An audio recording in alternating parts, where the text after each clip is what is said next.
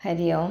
ഭാഗവതം പഞ്ചമസ്കന്ധത്തിലെ 9-ാമത്തെ അധ്യായത്തിലെ 20-ാമത്തെ ശ്ലോകം മുതൽ ഭൃശം അമർഷരോഷാവേശ രഭസ വിലസിത ഭൃകുടി വിടപകുടില ദംഷ്ട്രാരുണേക്ഷണാടോപ അതിഭയാനകവദന ഹന്തുകാമേ വേദം മഹാട്ടഹാസം അതിസംരംഭേണ വിമുഞ്ചന്തി തത ഉത്പത്യ പാപീയസാം ദുഷ്ടാനാം തേനൈവാസിന വിവൃഗ്ന ശീർഷ്ണം ഗളാദ സ്രവന്തം ആസൃഗാസവം അത്യുഷ്ണം സഹഗണേന നിപീയാതിപാനം മദവിഹ്വലോച്ചൈസ്തരാം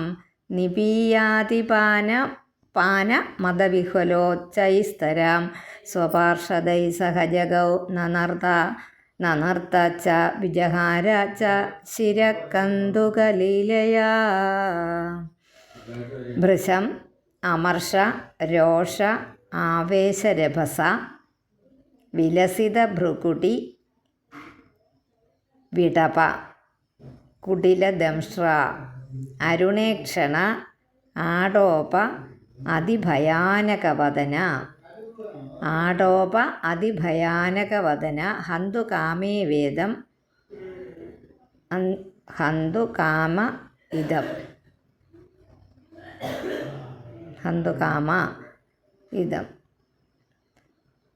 കാമേദം ഹന്തുകാമേവേ ഇദം കാമ ഏവ ഇദം കാമ ഇവ ഇദം ഹന്തുകാമ ഇവ ഇദം മഹാട്ടഹാസം എന്നേ ഉള്ളൂ കേട്ടോ. മഹാട്ടഹാസം എന്ന് അത് പറയുമ്പോൾ അങ്ങനെ പറയാം, അർത്ഥം പറയുമ്പോൾ അട്ടഹാസം. പിന്നെ അടുത്ത വാക്കും കൂടെ അതിസംരംഭേണ അട്ടഹാസം അതിസംരംഭേണ വിമുഞ്ചന്തി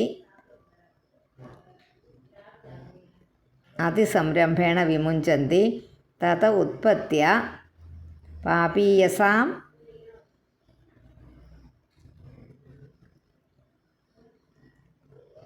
ദുഷ്ടാനാം തേന ഏവ അസിന പാപീയസാം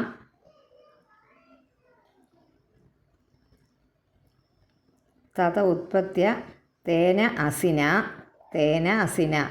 തേനൈവ അസിന തേന ഏവ അസിന തേന അസിന ഏവ അസിന എന്ന് പറഞ്ഞ വാള്, അസിന കൊണ്ട് വാള് കൊണ്ട്, തേന അസിന ഏവ വാള് കൊണ്ട് തന്നെ, പാപീയസാം ദുഷ്ടാന തേനൈവ അസിന വിവൃഗ്ന ശീർഷ്ണാം ഗളാത് ശിരസ് മുറിക്കപ്പെട്ട ശിരസ് അറുത്ത് മാറ്റപ്പെട്ട കഴുത്തിൽ നിന്ന് സ്രവന്തം അത്യുഷ്ണം അസൃഗാസവം രക്തമാകുന്ന ആസവം മദ്യത്തെ ഗണേന സഹ. എങ്ങനെയാ അത്? ഗണങ്ങളോട് കൂടി നിപീയ പാനം ചെയ്തിട്ട് അതിപാന മദവിഹ്വല മദത്താൽ അധികമായി കുടിച്ചതുകൊണ്ട് ഉണ്ടായ ആ മദം ആ പരവശയായിട്ട് ഉച്ചൈസ്തരാം അത്യുച്ചത്തിൽ സ്വപാർഷദൈ സഹ തൻ്റെ പരിവാരങ്ങളോട് കൂടി ഗാനം ചെയ്തു. നൃത്തം വെച്ചു. ശിര കന്തുകലീലയ ശിരസുകളാകുന്ന പന്തുകൾ അടിച്ച് കളിച്ചുകൊണ്ട് വിഹരിക്കുകയും ചെയ്തു. അപ്പോൾ ഒന്നുകൂടെ വായിക്കാം. ഭൃശമർഷരോഷാവേശരഭസവിലസിത ഭൃകുടി വിടപ കുടില ദംഷ്ട്രാരുണേക്ഷണാടോപ അതിഭയാനകവദന ഹന്തുകാമേ വേദം മഹാട്ടഹാസം അതിസംരംഭേണ വിമുഞ്ചന്തി തത ഉത്പത്യ പാപീയസാം ദുഷ്ടാനാം തേനൈവാസിന വിവൃഗ്ന ശീർഷ്ണം ഗളാദ സ്രവന്തമസൃഗാസവമത്യുഷ്ണം സഹഗണേന നിപീയാതിപാനമദവിഹ്വലോച്ചൈസ്തരാം സ്വപാർഷദൈ സഹ ജഗൗ നനർത്ത ച വിജഹാര ച ശിരകന്തുകലീലയാ. മഹാദേവി ചെയ്ത പണിയാം. 21. ഏവമേവ ഖലു മഹദഭിചാരാതിക്രമ കാസ്ന്യേനാത്മനേ ഫലതി ഏവം ഏവ ഖലു ഇങ്ങനെ ഈ തരത്തിലാണല്ലോ മഹത അഭിചാരാതിക്രമ മഹാന്മാരെക്കുറിച്ച് മഹത്തായിട്ടുള്ള ആൾക്കാരെക്കുറിച്ച് അഭിചാരകർമ്മരൂപമായ അതിക്രമം കാസ്നേന പൂർണ്ണമായിട്ടും ആത്മനേ ഫലതി തനിക്കായിക്കൊണ്ട് തന്നെ ഫലിക്കുന്നു. ചെയ്തത് നമ്മൾ പറയില്ലേ തിരിച്ച് ഫലിക്കുമെന്ന്. ഇങ്ങനെ വേറെ ഒരാൾക്കായിട്ട് ചെയ്തത് മറ്റേ ആൾക്കായിട്ട് ഭവിച്ചു. നമ്മൾ ആഭിചാരകർമ്മങ്ങൾ ചെയ്യുമ്പോൾ എല്ലാവരും പറയുന്നത് പിന്നെ ഓരോരുത്തർ ചെയ്താൽ തിരിച്ച് അവർക്ക് തന്നെ കുറേ കഴിയുമ്പോൾ ആ സമയത്ത് ചിലപ്പോൾ മറ്റേവർക്ക് ചിലപ്പോൾ ദോഷമൊക്കെ ചെയ്തെന്നുണ്ടായിരിക്കും. പക്ഷേ കുറേ കഴിയുമ്പോൾ നമുക്ക് തന്നെ അത് തിരിച്ചു വരുമെന്ന്. അത് എവിടെ നിന്ന് കിട്ടിയതാ? ശരിക്കും ഭാഗവതത്തിൽ ഈ അധ്യായത്തിൽ എഴുതിയിരിക്കുന്ന വാക്കുകൾ ശ്രദ്ധിക്കുക. ഒരു വാചകമേ ഉള്ളൂ. ഞാനിത് വായിക്കുമ്പോഴൊക്കെ ഓർക്കാറുണ്ട്. ആ വാക്ക് ആ കാര്യം നമ്മുടെ വർത്തമാനത്തിൽ വരുന്നതാണ് അല്ലേ. ഓരോരുത്തർ ആ കൂടോത്രമൊക്കെ ചെയ്ത് കുറേ കഴിയുമ്പോൾ അത് തിരിച്ചു കിട്ടിക്കോളും. അത് തിരിച്ചു തന്നെ വരും. അവർ ഈശ്വരവിശ്വാസത്തോടു കൂടി ജീവിക്കുകയും ചെയ്യുകയാണെന്നുണ്ടെങ്കിൽ, ഭഗവാനെ വിളിക്കുന്നുണ്ടെങ്കിൽ, വേറൊരാൾ അവർക്കായിട്ട് ചെയ്ത ദോഷം കുറച്ച് കഴിയുമ്പോൾ അവർക്ക് തിരിച്ച് വരും. തിരിച്ച് അവർക്ക് തന്നെ ഫലിക്കും. ഉറപ്പാണ്. ഇങ്ങനത്തെ ആഭിചാര കർമ്മങ്ങൾ ചെയ്യുന്നവരിടത്തെല്ലാം നശിച്ച് കണ്ടിട്ടേ ഉള്ളൂ. ആഭിചാര കർമ്മങ്ങൾ പക്ഷേ വേണ്ട ബന്ധമല്ല അല്ല, അതൊക്കെ ഇല്ലെന്ന് പറയുന്നുണ്ട്. പക്ഷേ ഈശ്വരനിൽ വിശ്വാസമുണ്ട്. അങ്ങനത്തെ ഒരു കാര്യങ്ങളൊക്കെ ഉണ്ടെങ്കിൽ മറ്റേതും ഉണ്ടായിരിക്കാം, നമുക്കറിഞ്ഞുകൂടാ. നമ്മളാരും ചെയ്യാത്തതുകൊണ്ട് നമുക്ക് അറിഞ്ഞുകൂടാ. പക്ഷേ അങ്ങനെ എന്തെങ്കിലും കുൽസിതമായിട്ടുള്ള ശ്രമങ്ങൾ ഇങ്ങനെ ഈ പ്രശ്നം വെച്ച് അവരതിൻ്റെ പരിഹാരം പറഞ്ഞ് അത് ചെയ്ത് ഇങ്ങനെ ചെയ്ത് നല്ല കർമ്മങ്ങളാണെങ്കിൽ കുഴപ്പമില്ലായിരിക്കും. അല്ലാത്ത മറ്റവർക്ക് ദോഷം വരത്തക്ക രീതിയിൽ അല്ലെങ്കിൽ നമ്മൾക്ക് സുരക്ഷിതം മറ്റവർ ചെയ്ത ദോഷത്തിന് വേണ്ടി നമ്മളതിന് സുരക്ഷിതത്വത്തിന് വേണ്ടി ഒരു കർമ്മം, ഞാൻ പറയുന്ന കർമ്മം, ഭഗവാനെ വിളിക്കുന്നത് കർമ്മമല്ല, അതിനകത്ത് പെടുന്നില്ല. ഭഗവാനെ നമ്മൾ തന്നെ ആശ്രയിക്കുക. അത് ആശ്രയം പൂർണ്ണമായിട്ട് ആശ്രയിച്ചാൽ മാത്രം മതി. നിങ്ങൾ അങ്ങനെ ചെയ്താൽ മതി. ഇങ്ങനത്തെ വിശ്വാസമുള്ളവരാരെങ്കിലും നമ്മളുടെ കൂടെ ഉണ്ടെങ്കിൽ അവർക്ക് വേണ്ടിയിട്ടുള്ള ഒരു ഉപദേശമാണ് എൻ്റെ വാക്ക് കേട്ടോ. ഞാൻ ഒരുപാട് ഇതുപോലത്തെ കാര്യങ്ങൾ കണ്ടിട്ടുള്ളത് കൊണ്ടും കേട്ടിട്ടുള്ളത് കൊണ്ടും കേട്ട കാര്യം മനസ്സിൽ ഇരിക്കുന്ന ആളുമായതുകൊണ്ട് പറഞ്ഞതാണ്. ഇങ്ങനെയുള്ള കാര്യങ്ങൾ ചെയ്യുന്നവർക്ക് തീർച്ചയായിട്ടും ഈശ്വരനെ വിളിക്കുന്നുണ്ടെങ്കിൽ അവർ അത് കഴിഞ്ഞിട്ടായിരിക്കും, അതിനു മുമ്പ് ഒരു വിശ്വാസം ഇല്ലാത്തവരായിരിക്കും. പക്ഷേ ഭഗവാനില്ലാത്ത കഴിഞ്ഞ് അടിയുറച്ച വിശ്വാസത്തോടു കൂടി പോകുന്നുള്ളവർ ഉണ്ടെങ്കിൽ അവർ ഈ ആഭിചാരകർമ്മം ചെയ്തത് മറ്റവർക്ക് തന്നെ തിരിച്ചെത്തും. അത് ഉറപ്പാണ്. അതുകൊണ്ട് ദയവ് ചെയ്ത് ഇങ്ങനത്തെ കാര്യങ്ങൾ നിങ്ങൾ പോകാതിരിക്കുക. പോയാൽ നമ്മുടെ മനസ്സ് കലുഷിതമാകും. അവർ പലതും പറയും, അത് നമ്മൾ കേൾക്കും. അത് കേട്ട് കഴിയുമ്പോൾ കുറച്ചൊക്കെ സത്യമാണ്, ഞാനില്ലെന്ന് പറയുന്നില്ല, ആയിരിക്കാം. അത് കേട്ട് കഴിഞ്ഞിട്ട് പിന്നെ വിധി എന്നുള്ളത് ഉണ്ടെങ്കിൽ നമുക്ക് എഴുതി വിട്ടിരിക്കുന്നതെല്ലാം നമ്മളിവിടെ അനുഭവിച്ച് നമ്മൾ സഞ്ചിതമായിട്ട് കൊണ്ടുവന്ന കർമ്മങ്ങൾ നമ്മൾ അനുഭവിച്ച് ഇവിടുന്ന് പോകും എന്തൊക്കെ ചെയ്താലും. അപ്പോൾ അതുണ്ടല്ലോ, പിന്നെ എന്തിനാണ് അതിൻ്റെ കൂട്ടത്തിൽ നമ്മളതിനെ ഒന്ന് സപ്രസ് ചെയ്യാനല്ല, അത് ഇല്ലാതാക്കാൻ നമ്മളെക്കൊണ്ട് പറ്റുകയില്ല. പക്ഷേ നമുക്ക് അതിനെ തരണം ചെയ്യാനുള്ള ശക്തി തരാൻ ഭഗവാന് കഴിയും. അതാണ്, അത്രയേ ഉള്ളൂ നമുക്ക് ഭഗവാൻ ചെയ്യാൻ പറ്റുന്നത്. ഭഗവാൻ ചെയ്യാനല്ല, ഭഗവാനെ വിളിക്കുന്നവർക്ക് കിട്ടുന്ന അനുഭവം അതാണ്. കാരണം എന്തത്ര ദുർഘടമായ മാർഗത്തിൽ കൂടെ പോകുന്നവരാണേലും അവർക്ക് താങ്ങായിട്ട് ഞാനുണ്ട് എന്ന് പറയാൻ ഭഗവാൻ നമ്മുടെ കൂടെ ഉണ്ടെങ്കിൽ നമ്മളതിനെ തരണം ചെയ്തിരിക്കും. ഏതെങ്കിലും ഒരു വാതിൽ നമുക്ക് വേണ്ടി തുറന്നു വരും, തീർച്ചയായിട്ടും വരും. ഏതെങ്കിലും നമ്മൾ ആ പ്രതിസന്ധിയിൽ നിൽക്കുന്ന കാര്യത്തിന് ഒരു തീരുമാനം ഉണ്ടാക്കും ഭഗവാൻ. അത് നമ്മൾ നിരന്തരമായിട്ട് ആ വിശ്വാസത്തിൽ ഉറച്ച് വിശ്വസിക്കണം. ഇതുപോലത്തെ ആഭിചാരകർമ്മങ്ങൾ ചെയ്ത് സൂത്രപ്പഴിയിൽ എളുപ്പത്തിൽ ചെയ്യാം. ചിലപ്പോൾ അത് ഇങ്ങനെയൊക്കെ ചെയ്ത കൊണ്ട് പ്രയോജനം ഉണ്ടായിരിക്കും, അതാണല്ലോ ആളുകൾ ഇതിൻ്റെ പുറകെ പോകുന്നത്. അങ്ങനെ ഉണ്ടാകുകയാണെങ്കിലും അവർക്ക് അതിൻ്റെ തിരിച്ചടി കിട്ടും എന്നുള്ളത് ഈ 9-ാം അധ്യായത്തിലെ 21-ാമത്തെ ശ്ലോകത്തിൽ എഴുതി വെച്ചിട്ടുണ്ട് കേട്ടോ. ഞാൻ പറഞ്ഞതല്ല, ഞാനായിട്ട് പറഞ്ഞതല്ല, ഞാൻ ആ വാചകം വായിക്കാം. ഏവമേവ ഖലു മഹത അഭിചാരാതിക്രമ കാസ്നേന ആത്മനെ ഫലതി.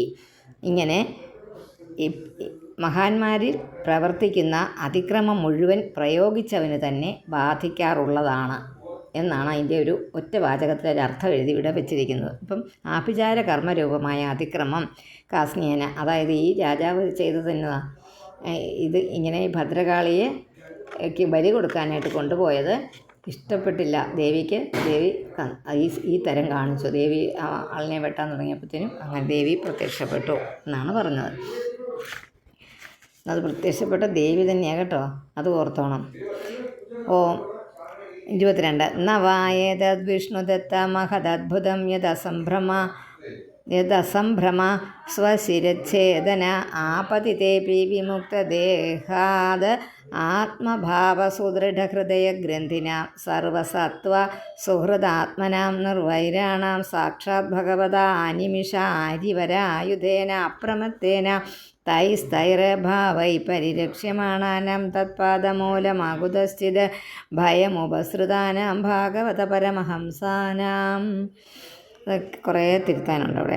വിഷ്ണുദത്ത അല്ലയോ വിഷ്ണുരാധ, വിഷ്ണുവാൽ കിട്ടപ്പെട്ട വിഷ്ണുരാധ പരീക്ഷത്തിനോട് പറയുന്ന ഏതത് ഇത് മഹദദ്ഭുതം നവൈ ആശ്ചര്യമല്ല വിമുക്ത ദേഹാദി ആത്മഭാവ സുദൃഢ ഹൃദയഗ്രന്ഥീനാം സർവസത്വസുഹൃദാത്മനാം നിർവൈരാണാം അപ്രമത്തേന അരിവരായുധേന അനിമിഷ സാക്ഷാത് ഭഗവത തൈസ്തൈ എന്ന് പറയുന്ന ഭാവൈ പരിരക്ഷ്യമാണാനാം അകുതസ്ഥിത് ഭയം തത്പാദമൂലം ഉപസൃതാനാം ഭാഗവത പരമഹംസാനാം സ്വശിരച്ഛേദനേ ആപതിതേ അഭി അസംഭ്രമ യത്.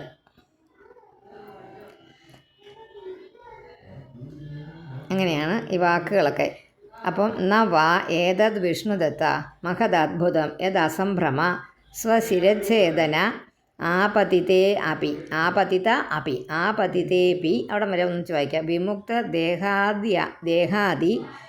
വിമുക്ത ദേഹാദി എന്ന് വെക്കുക. എന്നിട്ട് ആത്മഭാവ സുദൃഢ ഹൃദയഗ്രന്ഥിനാം സർവസത്വ സുഹൃദാത്മനാം നിർവൈരാണാം സാക്ഷാത് അവിടെ നിർത്തുക. എന്നിട്ട് ഭഗവതാനിമിഷ അരിവരായുധേന അവിടം വരെ അനിമിഷ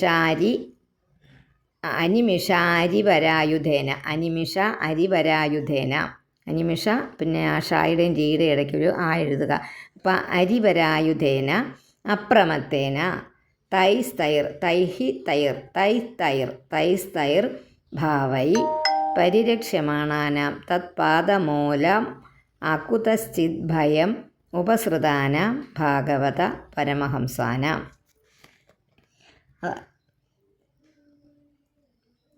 പരീക്ഷത്തിനോട് പറയുക, മരണം അടുത്തിരിക്കുമ്പോഴും ഒരു സംഭ്രമമില്ലാതെയും വധിക്കാൻ ഭാവിക്കുന്നവരിൽ ക്രോധിക്കാതെയും ഇരുന്ന് ആശ്ചര്യമായെന്നൊന്നും കരുതണ്ട.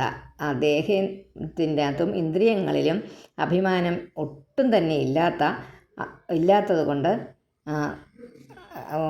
സർവപ്രാണികളുടെയും ഹൃദയത്തിൽ പ്രകാശിക്കുന്ന ആത്മാവായി തന്നെ ഈ ആളും ഭവിച്ചിരിക്കുന്നു. ഞാനും മറ്റൊരാളിലിരിക്കുന്ന കൊല്ലാൻ വരുന്ന ആളിൽ ഇരിക്കുന്നത് ഒരാത്മാവ് തന്നെയാണെന്ന് പൂർണ്ണമായിട്ട് മനസ്സിലാക്കിയിരിക്കുന്നു.